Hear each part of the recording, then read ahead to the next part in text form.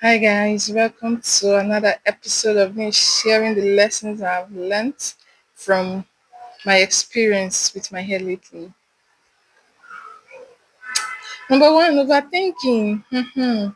It can make you make more mistakes. Hey, I'm an overthinker. I used to think a lot.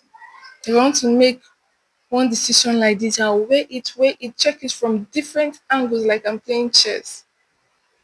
Check also the worst case scenarios. Sometimes it made me look like I'm a pessimist. No, I just like to weigh my options. I like to ruminate. And in the end, it either makes you not do anything at all or make the wrong decision, settling for less because you are scared of the future. Do you get it? You will not be too comfortable in your comfort zone, which is not too good for someone that wants to grow. So I made a lot of research about locks and the kind of lock I wanted. I had a fantasy in my head, but when I went for it, I noticed that it didn't suit my hair texture. It didn't suit me the way I'd imagined. It was not how it turned out to be in terms of texture, especially. And I knew I had to take it down. So let's learn to go for what we actually need and not just fantasies. Number two is failure does not mean the end. I could have easily given up. Oh, I ruined my hair. Oh my God. I'm not going to post again. What will people say? Oh my God. In fact, I hate myself. In fact, but hey, here I am. It wasn't easy putting myself together and summoning the courage to share this experience, but I had to do what I had to do if I knew I really want to come through this. I don't want to live or sulk in this incident. I want to grow out of it like a phoenix. Okay? We don't stay buried, we germinate and grow. Hmm? We don't stay rotten, we germinate and grow into something beautiful. It's our stories that make the journey even more beautiful. That leads me to the third reason. The third lesson I learned is it's not really about the destination, it's about the journey. I used to be fascinated with long hair, and when I had long hair, I noticed that it can be exhausting, it can be overwhelming, and it begins to slow your life down a little, okay? Because there are more things you like to try, but because of your hair is long, I know how I used to struggle to do cornrows. I love cornrows, but to do cornrows, ordinary cornrow is a problem. Sometimes you want to try different things, but when you think of how problematic it can be because of your hair, if you have long hair, cornrows is is a miracle to do. And not every hairstylist is patient, so be careful with your strands.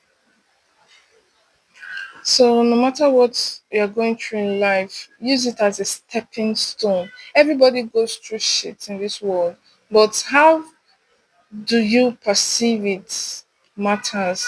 Do you get? What do you do with the lemons life throws at you? Do you turn it to a lemonade or do you let it rotten in your hands just because you feel that lemons are too harsh to swallow? I'm sorry, just flow with me. I don't have any scripts for this episode and I don't want to because I'm trying to stop this perfectionist syndrome I have. I want to learn to, let things flow because it has cost me consistency.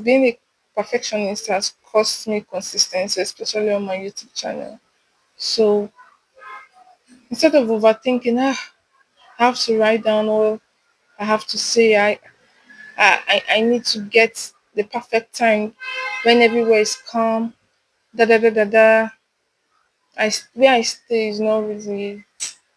I need a creator space for myself and enough gadgets like a game ball and other things I need to make my content creation easy. But for now, as I don't have them, I have to make do with what I have.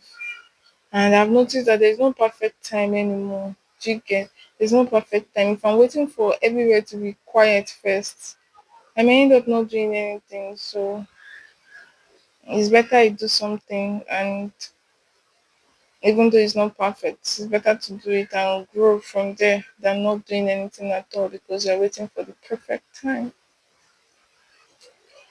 Another thing I learned is nothing is indispensable. I used to be so attached, emotionally attached to my hair. For me to let go, that's to show you that last everybody go move on. Did I go to eat my hair, my shed hair, the hair that broke? Did I go to pick it to swallow it because I love my hair so much? No. I'm moving on, and that's to show you no matter how much you love something, hmm? once something once a situation happens that you cannot control, no matter how attached you are to that thing, you there's always that moment of moving on. You just have to pick yourself up, put yourself together, and move on. So see my survivors, my beautiful survivors, we're moving on together stronger. Hmm? Aren't we beautiful? Another thing I learned is things can change in split seconds, either for good or for bad. One second you are happy, flying up and down, jubilating, and the next second you get the news and all the joy is off. One second you have long, luscious hair, everybody's admiring, and the next second they're all on the ground. So life happens, life happens. Life happens. Life can happen at any time. We don't pray for bad news, but whatever doesn't kill us makes us stronger. Another thing I learned is not to take um my advantage for granted. We all have gifts. We all have skills. What's that one thing that stands you out from the crowd? Don't take it for granted. One of the things that always stood me out, even before I speak, is my hair. I have lots of talent, but people notice my hair first because it's long and beautiful. And they fantasize about having their hair as long as mine and all that. They see the glory. Do you get? But me, I see the work.